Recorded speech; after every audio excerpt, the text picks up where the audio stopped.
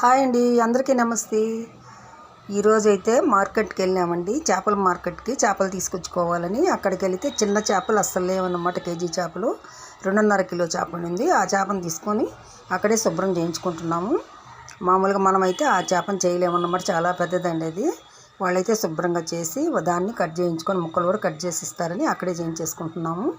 మనం ఎప్పుడు ఇంటికి తీసుకొచ్చింది లేదండి. చేప కొన్న తర్వాత అక్కడే ఎప్పుడైనా సరే మార్కెట్లోనే శుభ్రం చేయించుకొని ముక్కలు కూడా కట్ చేయించుకొచ్చుకుంటాము.